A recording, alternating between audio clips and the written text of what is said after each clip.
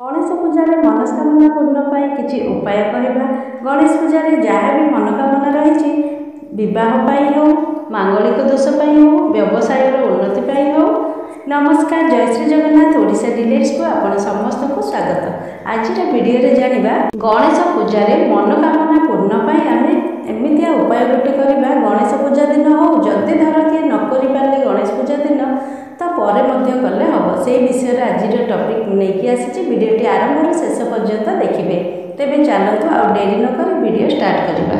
गणेश पूजा जहाँ भी मनोकामना रही विवाह हो, मांगलिक दोष हो, व्यवसाय उन्नति हो कि चाकरी क्षेत्र उन्नति हो, पिला पाठपढ़ा हो कि घर जेकोसी समस्यार समाधान हो, सब समस्यार समाधान गोटे सरल समाधान।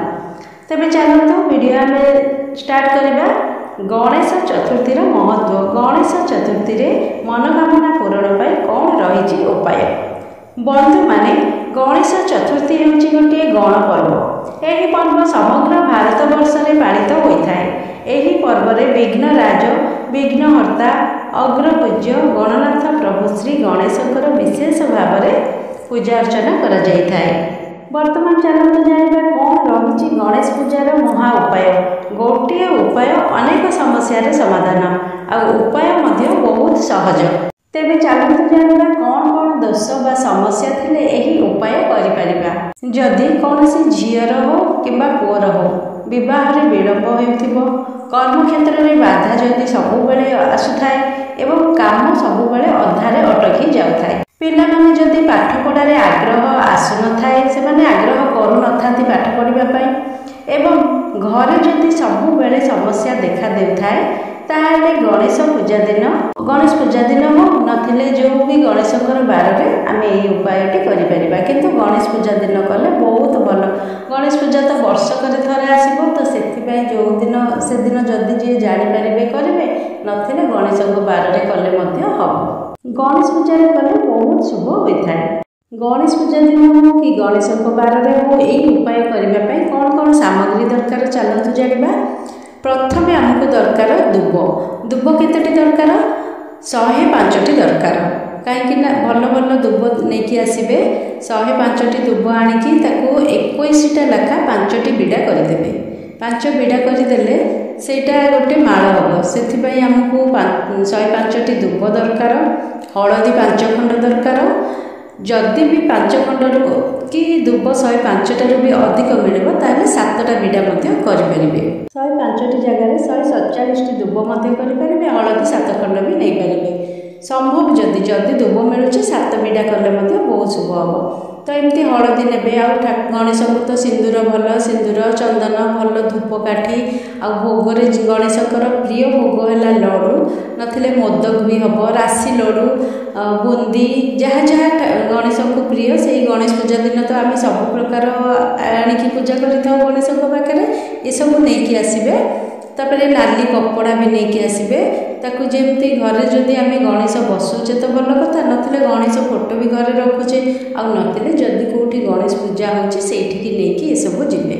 गला पर कौन करेंगे कि ना जेकोसी मंदिर में भी गणेश अच्छा गणेश पूजा दिन मंदिर को भी पड़े बहुत भल। 7टा बिड़ा दुब करवा नथिले 5 बिड़ा 21 करके दुब बिड़ा करदे। माने सूतार आम गुड़ेबा 21टा दुब, तापर गोटे हलदी, तापर किछि गैप छाड़ी पुणी दुब, पुणी हलदी, आदि नाली मंदार मिल नाली मंदार गोटे गोटे एमती करके गोटे मालटे करदे। करिकी गणेश को धूप चंदन सिंदूर पुष्प धूप दीप एमती सब दे सारा पर गणेश को ताकर वस्त्र सब पिंधेदेवे। पिंधि सारापर मालाटा पकेबे आ फूलमाल जहाँ आनी पकेबे यहीटा भी पकईदेवे। पकई सारापर भोग अर्पण करेंगे। आरती धूप दीप नैवेद्य एमती सब करेंगे। करके माल पकई सारा पकईवा पूर्वर जहाँ मन में भाभी माने पिलांकर पाठपढ़ारे हो कि जदि कहार पुओ झीकर विवाह बहुत विलंब होटा हो मन में पूरा स्मरण करके कहे यही कामटा मोर हो मोर गोत्र मो पुअर ना या कि झीर ना हो कि जो छुआ भी पढ़ुना से ना को धरिकी चाकरी हो बेपार हो जो काम ଆପଣ ଯାହା ଅସୁବିଧା ହେଉଥିବ କି ଘରେ ବି କ'ଣ ଯଦି ପ୍ରୋବ୍ଲେମ୍ ଥିବ ଏସବୁ ମନରେ କହିକି ସେ ମାଳଟି ପକାଇବେ। ପକାଇ ସାରିଲା ପରେ ଭୋଗ କରିଦେବେ। ଦେଖିବେ ଗଣେଶ ନିଶ୍ଚୟ ଆପଣଙ୍କର ମନସ୍କାମନା ପୂର୍ଣ୍ଣ କରିବେ। ଆଉ ଗଣେଶ ପୂଜା ଦିନ ତ ଏଇଟା କରିବେ, ଯଦି ବି ନ ହେଇପାରିଲା, ଯିଏ ଜାଣିପାରୁନାହାନ୍ତି, ସିଏ ବୁଧବାର ଦିନ, ଗଣେଶଙ୍କ ବାର ତ ହେଲା ବୁଧବାର, ବୁଧବାର ଦିନ ଏମିତି କରିବେ, 7ଟା ବୁଧବାର କରିବେ। ଯଦି ବହୁତ ଶୁଭ ହେବ ଆଉ ସମସ୍ତଙ୍କର ମନସ୍କାମନା ମଧ୍ୟ ଶ୍ରୀ ଗଣେଶ ନିଶ୍ଚୟ ପୂରଣ କରିବେ।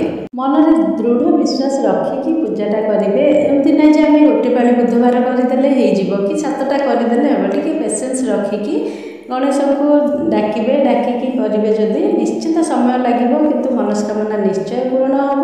ଯଦି ନହେଲା ଆଉ କରିବିନି ଏମିତି ଭାବିବେନି, କରିକି ଚାଲୁଥିବେ। 7ଟା ପରେ ବି ଯଦି ଆପଣଙ୍କର ମନସ୍କାମନା ପୂର୍ଣ୍ଣ ହେଉନି, ବୁଧବାରକୁ ବୁଧବାର କଲେ ବି ବହୁତ ଭଲ। କରନ୍ତୁ ଯେତେ ଦିନ କାହାର କ'ଣ କୁଣ୍ଡଳୀରେ ଗ୍ରହ ଥିବ କି କ'ଣ ଥିବ, ତ ସେଥିପାଇଁ ବି ଟିକିଏ ବିଳମ୍ବ ହେଇଯିବ।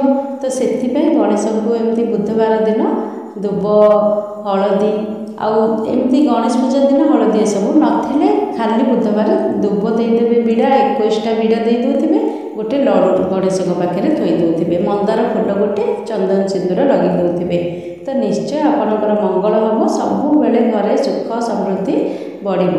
ପୂଜା ସାମଗ୍ରୀ ସବୁ ରେଡ଼ି କରିସାରିଲା ପରେ ଯେତେବେଳେ ଦୁବ, ହଳଦୀ ସବୁ ଆମର ମାଳ ହେଇଗଲା ଫୁଲ, ତ ଫୁଲ ପକାଇବା ପୂର୍ବରୁ, ଠାକୁରଙ୍କୁ ଚଢ଼ାଇବା ପୂର୍ବରୁ କ'ଣ କରିବେ ନା ମନ୍ତ୍ର ଗଣେଶଙ୍କର ବୋଲିବେ।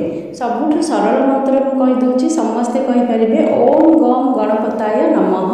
ଏହି ମନ୍ତ୍ରକୁ 5 ଥର ବୋଲିବେ। ନଥିଲେ ପକେଇଲା ଭିତରେ ହେଉ କି ପୂଜା କଲା ଭିତରେ ହେଉ ଓମ୍ ଗମ୍ ଗଣପତାୟ ନମଃ, ଓମ୍ ଗମ୍ ଗଣପତାୟ ନମଃ ଏମିତି ଜପୁଥିବେ।